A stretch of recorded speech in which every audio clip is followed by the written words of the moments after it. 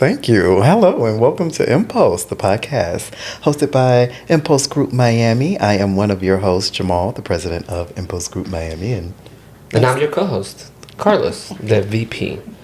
And I'm the guest. Malcolm. Hey. And we have a special conversation today with Malcolm. Taste, hey. It's hot in here. It's really hot in here, but it feels good. So we're going to ask our famous question. What are we impulsing today? What are we feeling? How are we feeling, Carlos? I am feeling satisfied. Oh. Yeah. I had a good meal. So my impulse is digestion and a nap eventually. Yeah. You know when you like eat really good and you're like, oh, it's time to process. Yeah. Food I'm in postgasm. Okay, play on words. And I'm feeling restored. I like that. Yeah, my impulse is very restored. I'm in my restorative era. And you, Malcolm?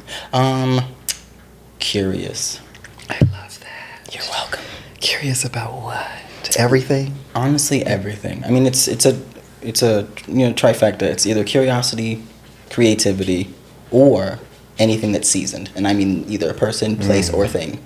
Yeah. But it's got to be seasoned. Trigger warning, trigger warning, trigger warning. We're going to be talking about sex. Let's talk about sex, baby. There's going to be some talk about violence and trauma, discrimination, and certain things, you know. Presumptive much. So you can stay if you want, but I think you want to. We're going to go deep. Yeah, real deep. But Only why? 8 What's the topic inches. today, Jamal? Sex work, because I'm a sexaholic. And I'm a workaholic. And I do actually do sex work. Boom. Our favorite two things combined in one, sitting right in front of us. Ew. And a gorgeous, gorgeous, gorgeous individual and gorgeous being.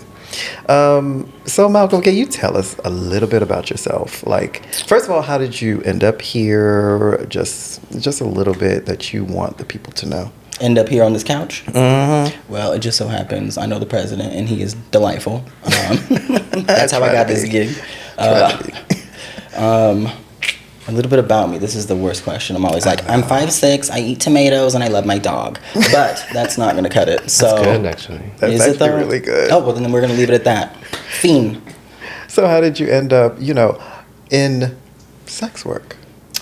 I started young, which sounds terrible, I know. But I have always been, like I said before, curious. I think that body exploration, movement, I think that's honestly where it started from. Mm-hmm. And then wanting to make other people feel as good as I did when I moved, but also because I can facilitate that. So I always come at sex work in a different way. That's interesting. I like that. I like that. I used to say, I can't have bad sex because I'm there. Dude, right? I'm not going to fake it. Like, it's 2025 and people are still fake coming. Stop it. Yeah, learn your own body. That part. And if you're not going to come, maybe don't fuck. Or just don't focus on coming. Just to explore and enjoy each other's company. That's funny. I came up with a phrase a couple of years ago from my mentor that,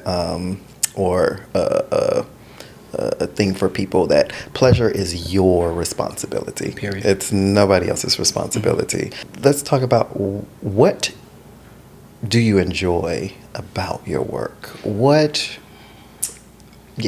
we know how you started, but like now what keeps you doing What keeps you there? Honestly, keeping myself in check. It's been a journey. When I first started out, I was very young, very much so. I want the money, so I don't have any boundaries. I'm just gonna do whatever, whenever. That ended very quickly. I was like, this isn't for me, because I know that it can be different as long as you put out that difference. Mm-hmm. I demand, the only expectation is that we get to exist. Like, my check-ins are thorough. Like, we FaceTime, we chit-chat, we exchange photos, we vibe check. Because if my time is valuable, and yes, you're paying for it, but also I need to enjoy it as well. It's stupid to try and force a vibe, because nobody's going to end up fulfilled, and everyone should leave enlightened and satisfied. I love that. Yeah. I love that. Do you feel like it's very different? Like, okay, so I know there's different kinds of sex work. Like, there's some people that just like I stay at home and do it on their camera. They never actually, touch anybody. Yeah. And then there's also like somebody that works like at an establishment, like at a strip club and stuff like that. And then there's what you do, which is like a little bit of in the middle, right? Yeah, I'm like a wide range. I'm like the river, the sea, and the coconuts that grow on the shore. Like, I'm mobile, but I'm also, I love saying no. But I find that if you meet people where they're at, everything flows easier. And the safer they feel, the more they open up, because my job is to literally bring out your vulnerabilities, because that's where safety comes from, because as soon as you let those walls down, we can actually connect. And that's what I want. That's what repeat customers are. I want to enjoy the time that I spend with you. I want you to enjoy the time that I spend, but we can't ever meet in the middle if you never let me in. So you got to have that connection. Yeah. I love that. Period. I love that. Because this speaks to something that you just brought up. You keep yourself in check. And here at Impulse, we have four major pillars: mental health, sexual health, social justice, and relationships and substances. So this really hits on mental health. And so how do you keep yourself healthy in an environment that could be toxic?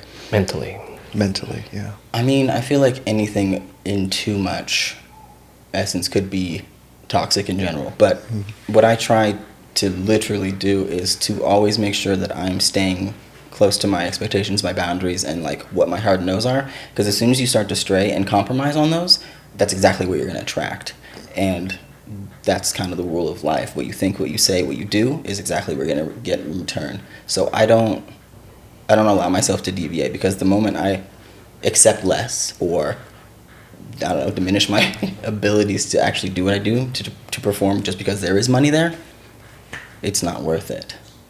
What would your advice be to people out there, especially of a queer identity, who are like, this looks fun, it looks easy? What would be your speaking to them from where you are now? What would be the advice you would give if you were mentoring someone, like taking a little child under your wings, I love that, little wingman. Well, come here, little baby, sit down. Yeah. First things first, sit down and have tea with your demons on Tuesday. If you don't know your darkness, you're never going to be able to put out anybody else's. Ooh. Like, you have to be friends with your demons, because they're not going anywhere. Say that shit again. That's, yes. Tea with your demons on Tuesday. Yes. Tuesday, Demon Tuesday tea. I love that. It rhymed, so that's how I remember. I like that a lot. Yeah. So what are some of the challenges that you have faced that has taught you the most? I think hands-on special, like literally, you can't learn from anything if it's not happening to you directly. So I have been in some scary situations. I've been in some ridiculous situations, but it was my choice to put myself there. So that's what it always comes back to. Like, make sure that you know your boundaries. Make sure that you know your hard no's. Because it's your body. You have every right to not say yes. You have every right to make sure that you actually convey what you want, what you don't want. Period. So you hold yourself accountable when things happen. You're like, well, I kind of put myself on that. Well, yeah, literally, because you can watch a chain of reaction as it goes. Like, if somebody is weird and you're like, ooh, that person's weird, your intuition will tell you. You show up and they're fucking weird. You already knew that, but you made the choice to go. And it's those little simple things that you can catch.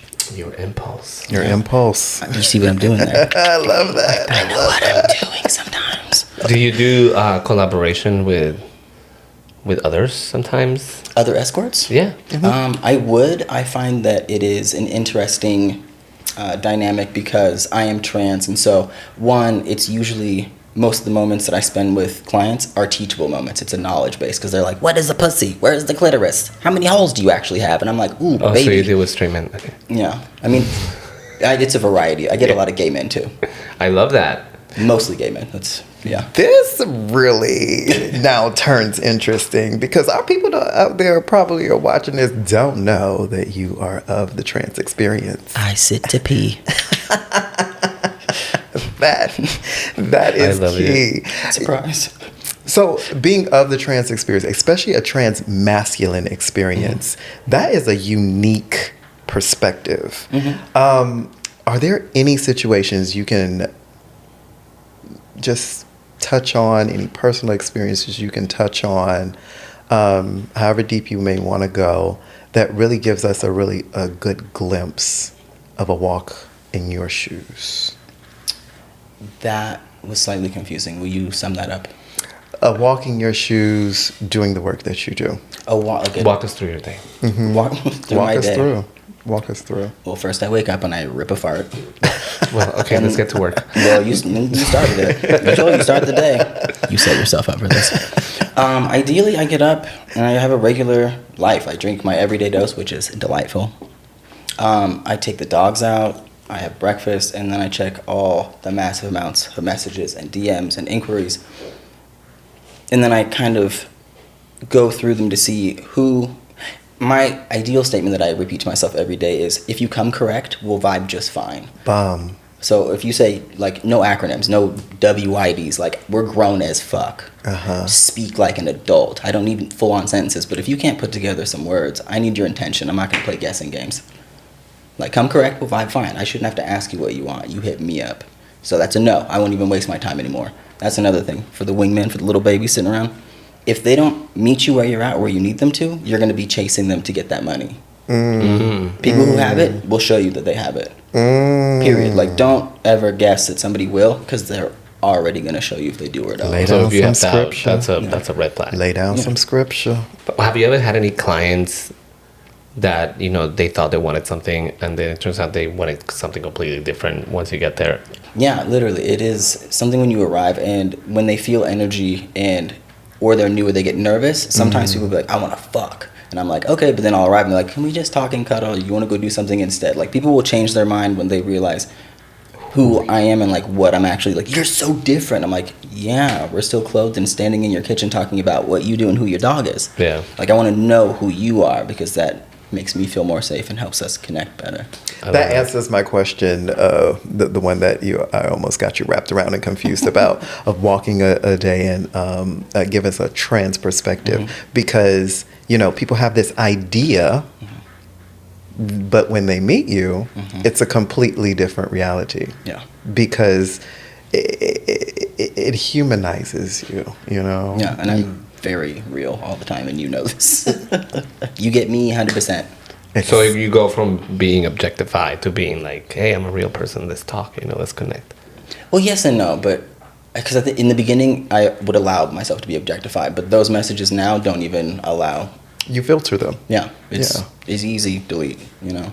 And you think is that the same way for most escorts or people in the industry, or, you know, everybody's a little different? Like, some people are just like, yeah, you know, piss on my face, call it a day, let's go. I mean, everybody has boundaries. I mean, as long as they're, I don't know, discussed and talked through. I mean, everybody has their limits. That's what I always say, communication is key. Like, if I don't know, I won't be able to do or facilitate anything. So if you don't speak, I won't listen. So that's true. Yeah, and most people are page. trying to do something that's outside of their comfort zone. Yeah. So it's important to feel safe if you're going to be outside that comfort zone. Yeah.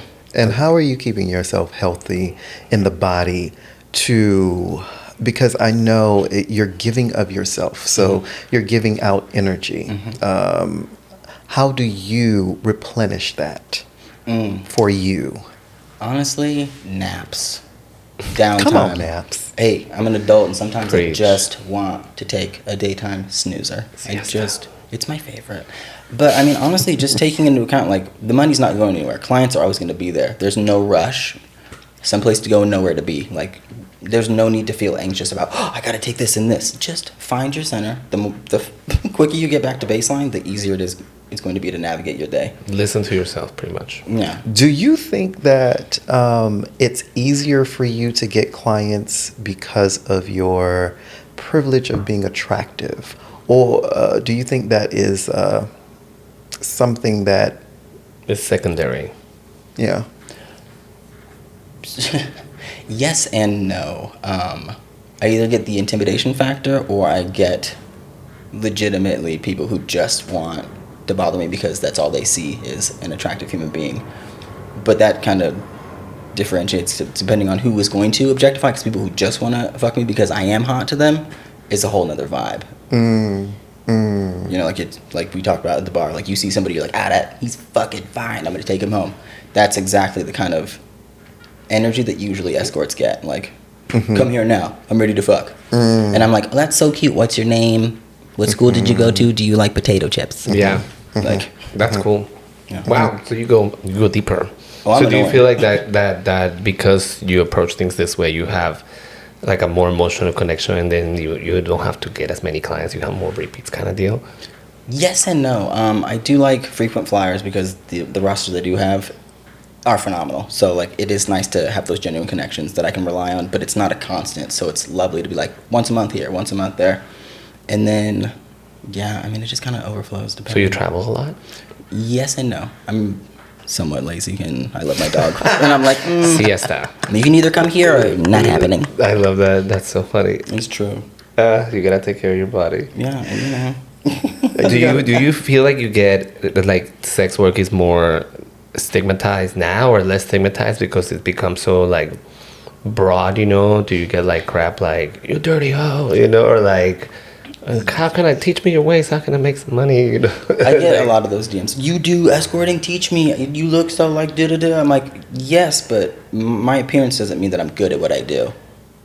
And so it's always a weird conversation with people who do hit me up about that. But it's neither here nor there. I think that's an odd question. It's always going to be stigmatized because sex is so taboo for everyone. I mean,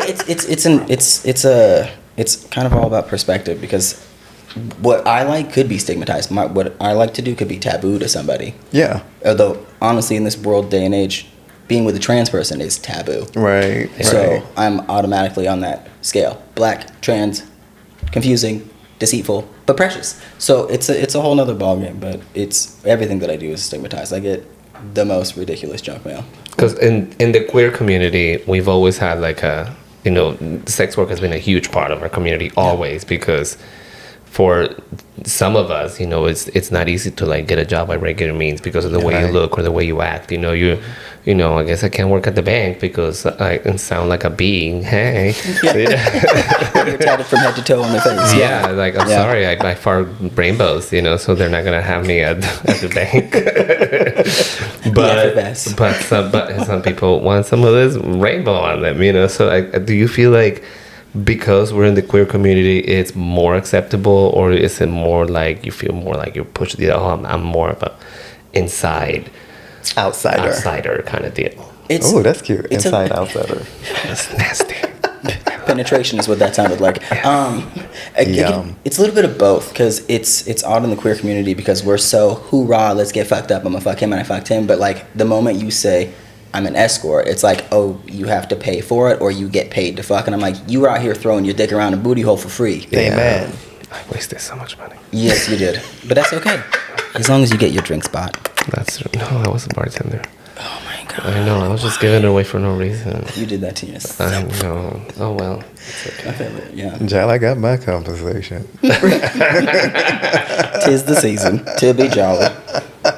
Is there anything that you feel really, really proud because of this work that you do? Like your proudest moment kind of deal? This is gonna sound egotistical, but yes, please go off. Go off. Absolutely not. There will be some sort of humbleness in here. No, ma'am. In the next episode. Stay tuned. Anyways, I get a lot of reviews about literally me being able to heal people through sex, because it's connective and it's something. It's really odd and bizarre because I heard the first time I was like, "You're fucking crazy. Don't talk to me anymore. What do you mean healing you through sex? Go to therapy. You can't fucking feel better." I tore you in half. What do you? Nobody's getting split. You can. Yeah, and I think it's really just how you go about treating people, and that's, you can either heal or you can just fuck and pretend like you're gonna fill a hole, but it's just full of cum. But also, I think it's because you humanize the whole experience. Mm-hmm. You know, there is transactional and then there's connection.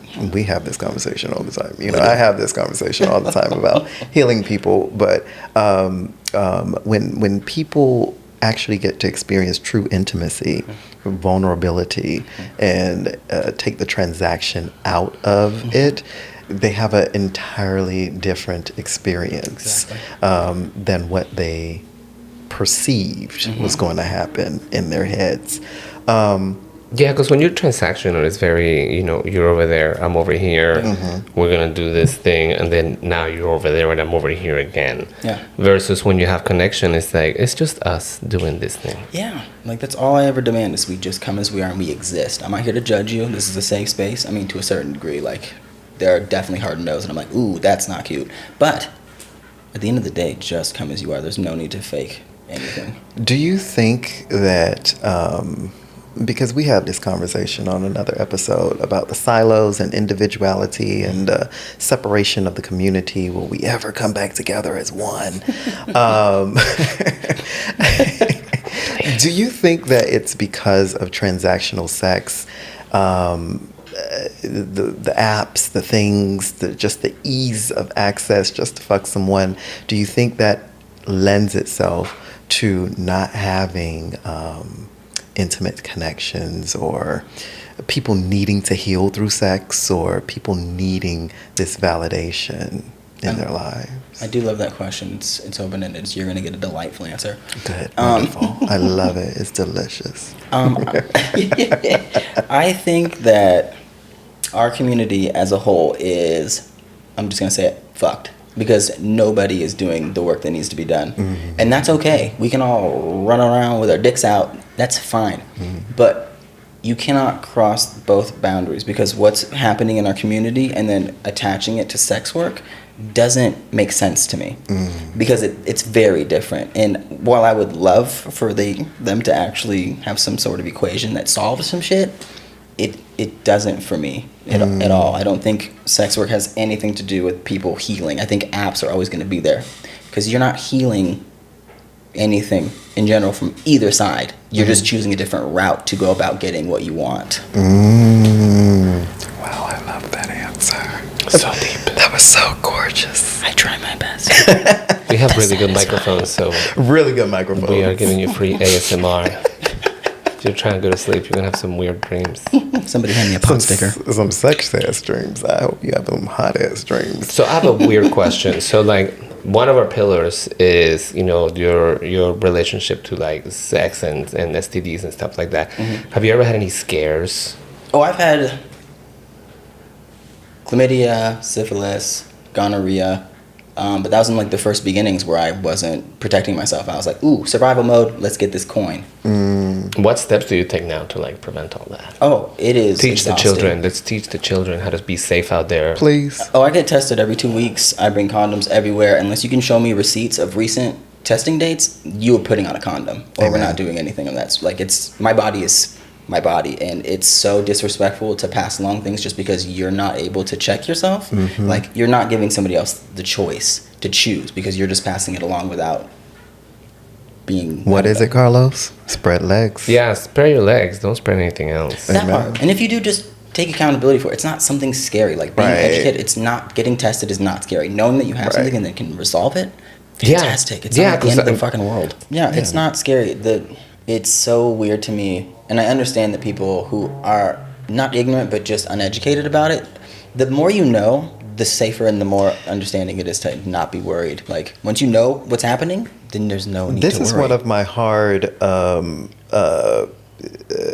don't excuse ignorance, because we're all adults and we're all fucking. Yeah. And so once you start doing big boy things, you have to know what big boys do, and you have to educate yourself on what the consequences and risk are in big boy behavior, or big girl, or big they, or whatever your pronouns are that you choose to use. So that's just one of my hard, like, baby, if you're going to do the thing, you should treat your downstairs like any other part of your body. Like, think of it the same way you treat your mouth. Like, if you get, and not for real, which is also like sexual, but if you get like a cold sore, you're not gonna go and hide for like weeks until maybe it'll go away. You're gonna go right away and take care of that, which is how you should treat anything else. And yeah, it's just very interesting to me how some people, and we have the technology, yo. We do. We even have aisles. Yes. Yeah. Just go check them out. And we have Impulse. Yeah.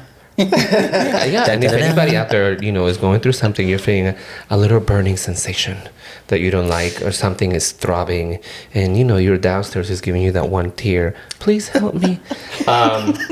Please contact us. You can check us out on our website. We have resources. Miami.com. Yes. That one tear. All I'm thinking is discharge. Yeah.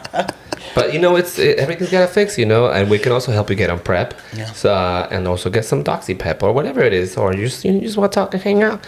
That's what we're here for. Period. That is literally, we are your accountability friends, your best accountability friend. That's what I like to think of Impulse as. We'll get you right. It's facts. time. Ladies and gentlemen, it's time. For It's what? time. Du-du-du-du. It's our local homo moment. Homo moment. Homo moment. Yes, it's Am our homo moment. Am I gay? Can I be gay today? You can be whatever you want every time you wake up in the morning. Whatever every you day's a new choose to day. be. Homo it is. So our local homo moment is where we talk about local queer things happening. And what are we talking about today? I have just the thing. Shh, both of you. Oh. So I heard through the grapevine that you guys are coming out with a kink event in December. Impulse XXX or something is like it that. like really getting out there? It should. It should. It should be. But yeah, our end of the year party is being planned as we speak. And it's going to be kinky. It's going to be sensual. It's going to be sexy. It's going to be educational, intentional, and fun. And I'll be there. Yeah. Come see me. Yeah. See you Both in. ways. Stupid. We are going to be putting out the information very soon. We are working on the flyer, and yeah, I'm just very excited. We're going to have, as you said, we're going to have entertainers. We're going to have demonstrators. We're going to have, it's a party. it's a party. Yeah, It's like going to be a party. And we're going to have prizes. I keep saying this, but we love to give shit away. Period. Me and Carlos love giving shit away. We do. Beyonce tickets, Lady Gaga tickets. The girl with pink hair. The little girl with pink hair. Nicki Minaj. tickets.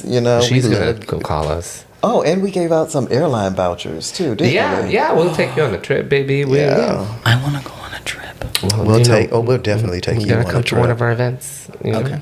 It's going to be at the event. I will. Yeah. You make sure you check us out on Instagram at Impulse Group Miami. Find us on all the socials at Impulse Group Miami, impulsegroupmiami.com. So, wait, since we have been on relationships and substances, we really want to plug in recovery. Oh my and God! motion. Yes, I am so sorry. So, yes, we're gonna edit this. So we want to talk about also about Recovery in Motion, which is a program by the Pioneer Winter Collective for anybody who is in their journey of recovery. This is a new way of going through the recovery process through the power of dance. I love And that. movement. Shut the fuck up. Yeah, Every it's about Wednesday dance and at movement. 7:30 Okay. p.m. We're gonna put the link in the podcast description. But yeah, we are. They are doing it in Broward and in Miami. Broward Okay. at the Pride Center and Miami at MTC Miami Theater Center. Yes. All ages or all age. all ages? Yeah. Okay. Everyone's it's free. I love that. And yeah, it's sponsored by us. Sponsored by us. That's gonna Impulse be Group cute. Miami. Yes, okay. So yeah, dance your ass off. Feel good. Movement is key. From a person who can speak from the recovery journey, movement is valid. Getting back into the relationship with your body. There's ways that we can communicate that are impossible with words, and I think that movement is one of the most undervalued ways that people communicate. And anybody can dance. If you can only move one eyeball, you can dance with that eyeball, baby. So Yeah, man. Serve it, baby. Blink, blink. That's it. Yeah, it's like silent persuasion, but you're persuading yourself to feel better about everything. Yes. And we wanna thank you, Malcolm. Thank you for being so vulnerable. Thank you for being so real and raw. Because that was a very enlightening, delightful. That's your favorite word. It is. Delightful conversation. I'm obnoxiously delightful. Yes. Get me out of here. I'm sorry. Yes, he is. He is obnoxiously delightful. I love him. So stay tuned for the next episode of Impulse, the podcast, and we'll bring you more delectable, delightful, delicious conversation. we'll see you next time.